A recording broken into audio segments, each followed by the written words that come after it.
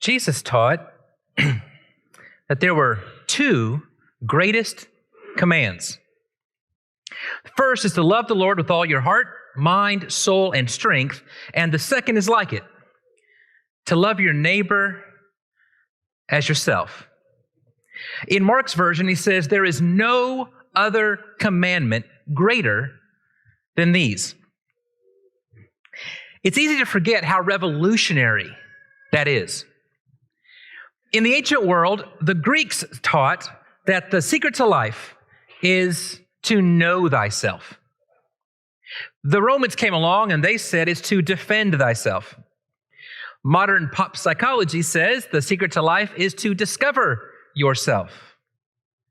And Jesus taught it's to deny yourself. We're supposed to deny ourselves and replace self with something else. And that something else is love. Love. Jesus chose a really interesting word for love. It's unlike every other word in the New Testament for love.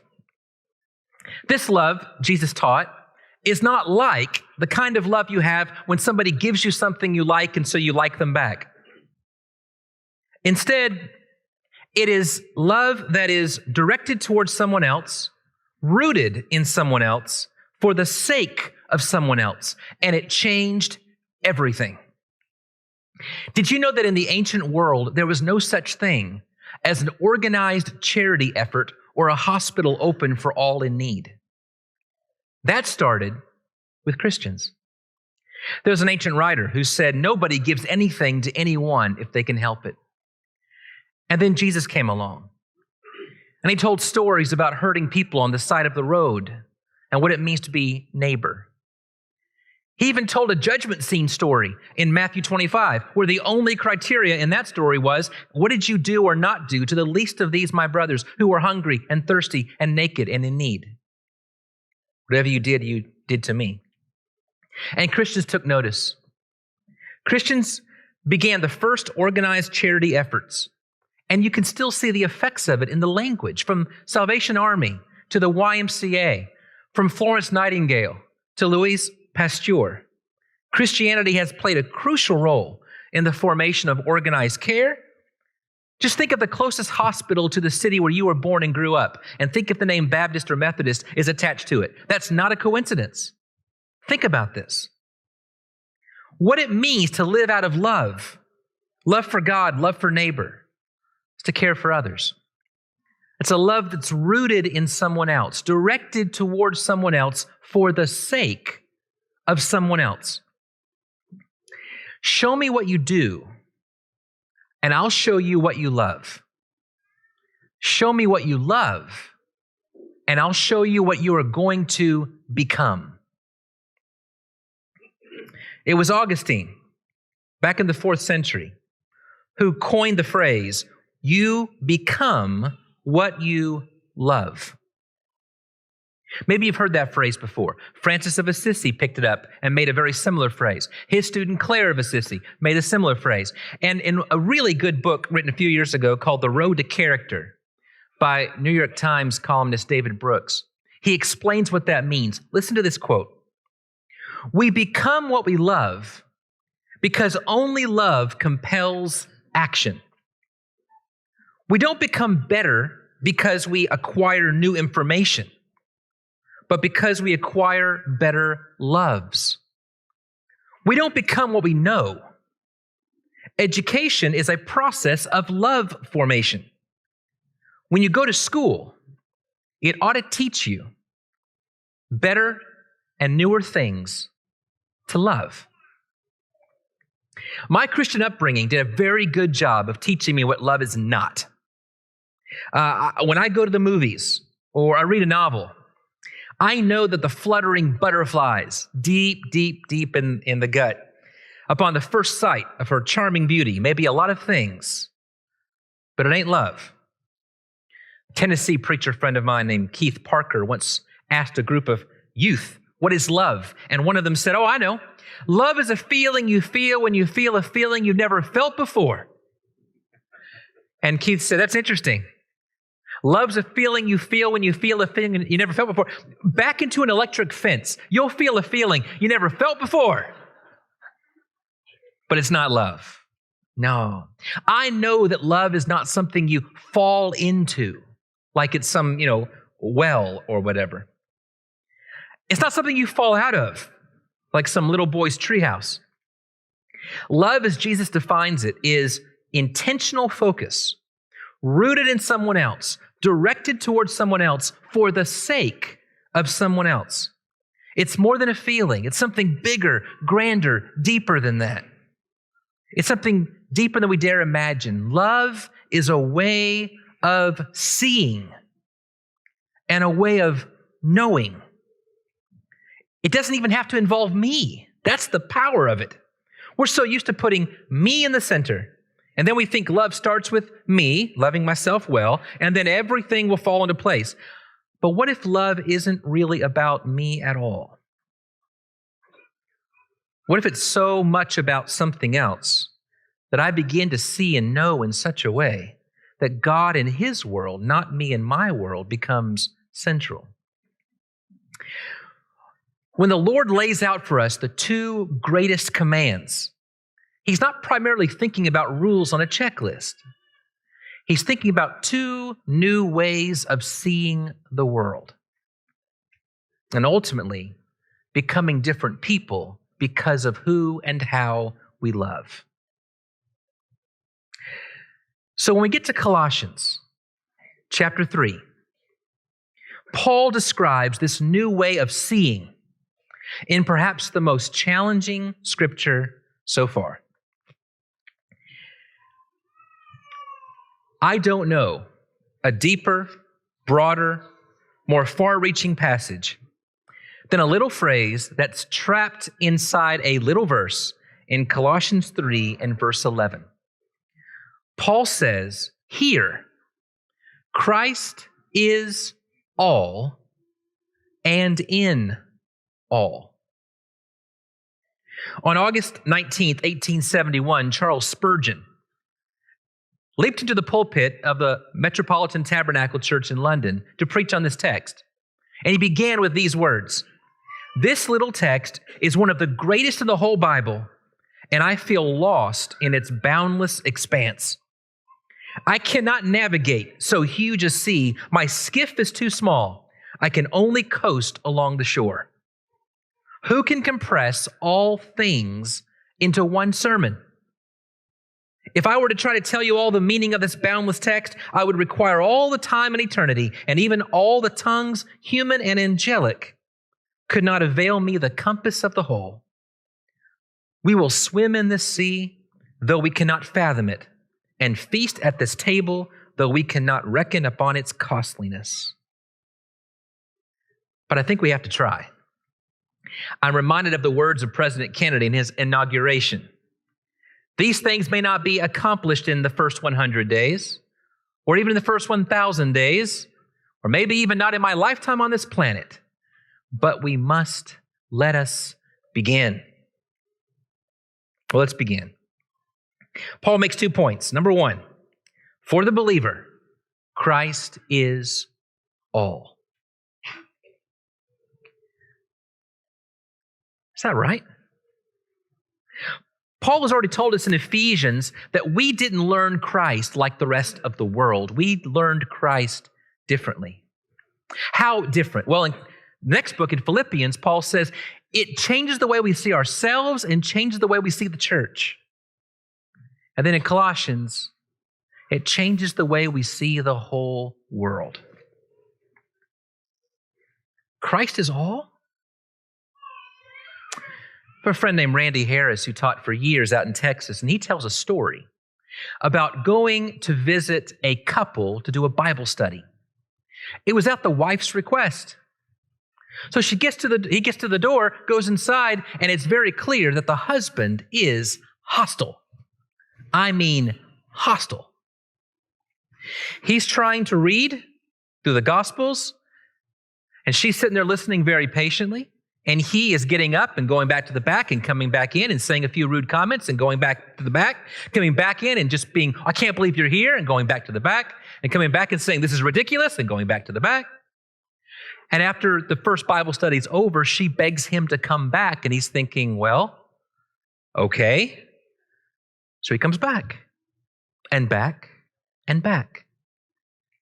And with every meeting, as he's reading through the Gospels, he notices less and less anger on this man's part and more interest as the gospel begins to take a hold of his heart. They get to the end of the gospel and he says, this sounds like a very powerful message. What should I do about it? And he says, keep reading. They get to the book of Acts. They start hearing about these people who give up everything. Everything. They put their life on the line, their reputation, to become disciples of Christ. And then they take all their stuff and they sell it and they give it to the poor and to each other. Everything changes. And he says, I want to be like that. What should I do? He says, let's keep reading. They get to the end of Acts and the man says, I can't take it anymore. I want you to baptize me right now. I want to give everything I've got to Christ. And then the wife interjects. Thanks him very much for these very nice meetings, appreciates all that he's done, but this has gone a little too far, and begs him to leave. And Randy says he can't believe he didn't notice it until that moment. That he was hearing, Christ is all. But what she wanted was a little extra religion to put on an already full plate. Either Christ is Lord of all, or he is not Lord at all. That's the story. That's the story from first to last in the Gospels. There are some people for whom Jesus is much, but not all. He's our co-pilot. He's a help. He may even be a ghostwriter for our autobiography, but it is our biography. He's the relief pitcher we call in when we've relied on our own strength for most of the way, and then we just need a little extra to, get over the finish line. He's the putty that we use to fill the gaps in our character, to cover the pitfalls in our story, as if our good deeds, which count as filthy rags, could count for anything. As if our natural temperament can get us part of the way, and then the Spirit can cover the rest. As if our best ideas, our best intentions, our fine reputation, our ingenuity, our righteousness can cover the cost of the bill, and we need Jesus to put in the tip. But Jesus stops on the way to Golgotha, carrying his own cross, and looks back at the people following him, and he says, whoever loves father or mother or brother or sister more than me is not worthy of me. And whoever's not willing to take up his cross and follow me is not worthy of me. For some people, he's all things some of the time, but not everything all the time. I trust him with my salvation, but not my money. I trust him to provide food and clothing during the day, but not my retirement.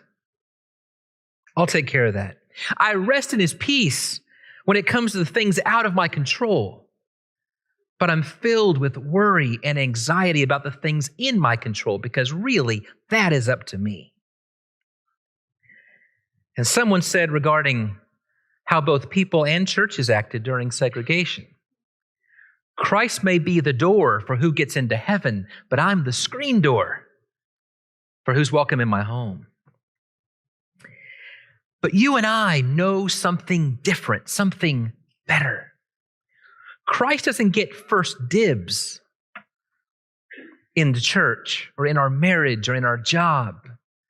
He gets it all. For the believer, Christ is our church. Christ is our marriage. Christ is the job. Paul once said, "For me to live is Christ." Think about that. Imagine what your colleagues would say. Imagine what they would think if you didn't think of your job as something you do so that you can go enjoy your life, but rather it is a way of getting to know Christ. For us, to work is Christ. To be married is Christ. To raise children is Christ. To go grocery shopping, to plant trees, to play in the yard, simply is to live and bask in the glory of Christ. And it becomes hard to say, I hate my job. My marriage is boring. My town's got nothing to offer. Because Christ hasn't become these things to us. We didn't learn Christ that way. We learn different. We believe different, and so we are different. We don't worry like the rest of the world because we have Christ, and Christ is all. We don't live and love and respond simply when people give to us or serve us or love us or pay back what's been paid to us. We see Christ, the servant of all, and we say, that is my life. And people take notice. They watch us living, they watch us loving, they watch us serving, and they say, surely that one has been with Jesus. For to me to live is Christ. C.S. Lewis once said that it's easy to think that a church has a lot of different objects: education, building, missions, holding services. But the church exists for no other reason but to draw men into Christ and to make them little Christs. If they're not doing that, all the cathedrals, clergy, missions, sermons, even the Bible itself are simply a waste of time. God became man for no other purpose. Imagine if we believe that Christ is all. But Jesus likes to give two twin commands right back to back, and Paul does too. So right on the heels of saying Christ is all, Paul is the second point. Christ is in all. Now that could mean Christ is in all believers. I mean, in the context, the first verse of the chapter says, since you've been raised with Christ, seek those things that are above. And it begins by saying, here there's no slave nor free, but we're all one in Christ, as Galatians says it, or here Christ is all in all. It could mean that Christ is in all believers. But I'm persuaded there's a deeper point being made. Because we're told in another passage, Paul says, that when a Christian follows Christ, takes a hold of Christ, if you find yourself in Christ, behold, everything becomes new. It's a new way of seeing. It was Spurgeon who said that what is real and true in reality is seen as real and true in the church. And so, we meet Christ here in worship. We meet him in the bread and the wine. We meet him in the sick and the hungry. We meet him at church. But that's not all. Gerard Manley Hopkins, in a very famous poem, says, the world is charged with the grandeur of God. We see Christ in the doe gently caring for her fawn. We see Christ in the homeless man who takes the bread that's just been given to him and gives it to an even more hungry woman that he knows is more hungry than he. We see Christ in every good story that comes out of the news, every novel that ends in redemption, every piece of artwork that tells the reality that truth and beauty are real things. As the Apostle John put it, Jesus is the true light that gives light to everyone. That means we also see Christ when he's teaching us a lesson. We see Christ in the enemies of the cross who critique our religion and shine a light on our hypocrisy. We see Christ in the Roman soldier who compels us to walk 1 mile to carry his stuff as Christ begs us to walk 2. And we believe there's something of Christ in every person because every person's made in the image of Christ, which means every person is redeemable. But that can't be right, can it? I mean, Christ can't be in that demon child at the restaurant whose parents simply will not make them quiet. Christ can't be in those classmates out to harass and abuse me, can they? What happens if you see Christ in your next door neighbor? It's easy if it's Kenneth, who was our next door neighbor when we lived on Caleb Tribe. Kenneth would do anything for anyone. All he asked was for a coconut pie. When Jesus says, love God and love your neighbor, people assume that means love those who are really good to you. So Jesus clarifies. I say unto you, love your enemies. And if you love only those who love you, what good is that? Even the scoundrels do that. If you're friendly only to your friends, what good is that? Even the heathens do that. To really love your neighbor is to see Christ in your neighbor. What if we look for Christ in people we really can't stand? Again, it was Lewis who said, don't wait around to really love them. I mean, don't wait around until you like them. Just go ahead and love them.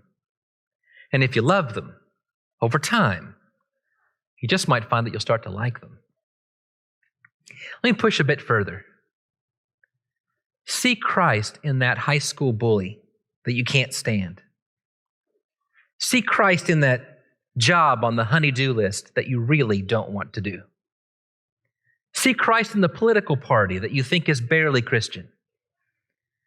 See Christ in the boss you loathe, the father who never loved you, the Starbucks barista who never gets your name right, the person in the Ford F-150 who cuts you off without looking, and the Little League coach who never plays your son enough.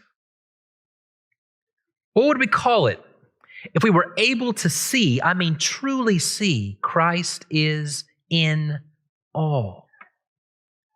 I think we begin to see what it means to love. Because these 2 points, that Christ is all and Christ is in all, are in the middle of a love chapter. Did you notice that? When we think of a love chapter, we think of 1 Corinthians 13. Love is patient, love is kind, it's not self-seeking, it's not rude, it's not proud. That's right. But that description of love is very similar to what we get in Galatians 5 with the fruit of the Spirit. Love, joy, peace, patience, kindness, goodness, gentleness. These are all parts of love. Love is at the top of that list.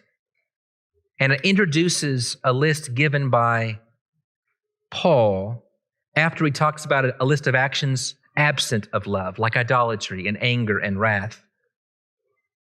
Well, look at our chapter again, Colossians 3. What do we find? In verses 5 through 9, we have a list of those attitudes of the heart and actions of the body that are devoid of love. Put these away, Paul says. Instead, look in verse 12, put on the very description that we know so well. Compassionate hearts, kindness, humility, meekness, and patience. And above all these, Paul says in verse 14, put on love, which binds everything together in perfect harmony. Do you know why? Because there's no better description of God than this. God is love. And Christ is all in all. If God is love, and God through Christ is all and in all, then love binds everything together in perfect harmony. So how should children respond to their parents? How should servants respond to their bosses? How should husbands love their wives? Serving the Lord Christ, who is all in all, is the answer. That's not just your wife, that's Christ to you. That's not just your husband, that's Christ to you. You're not just enduring a marriage. You're coming face to face with Christ. And in every moment, you have the opportunity to practice the presence of God if you see with new eyes. There's a new way of seeing as we look for Christ everywhere we look. Gerard Manley Hopkins wrote another poem in which he used the line, Christ plays in 10,000 places. And what he meant is, you can see him in the limbs of insects, in the beauty of birds, and you see him when people live out what they were meant to be. And he says, when you live out what you're meant to be, what people see is Christ. For Christ plays in 10,000 places. Hear the words of St. Paul to the Thessalonians. May the Lord make you increase and abound in love for one another and for all, just as we abound in love for you. Show me what you do, and I'll show you what you love. Show me what you love, and I'll show you what you will become. May we become little Christs as we learn Christ and see the whole world anew.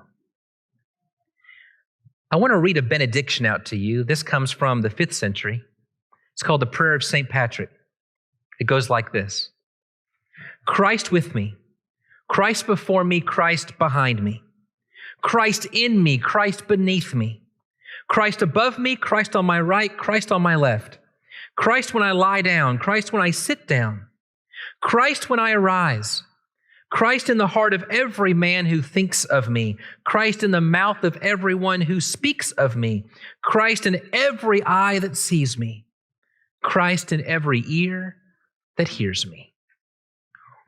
You may be the only Bible some people ever read. What chapter are they reading when they watch you? I pray that it's a chapter on love.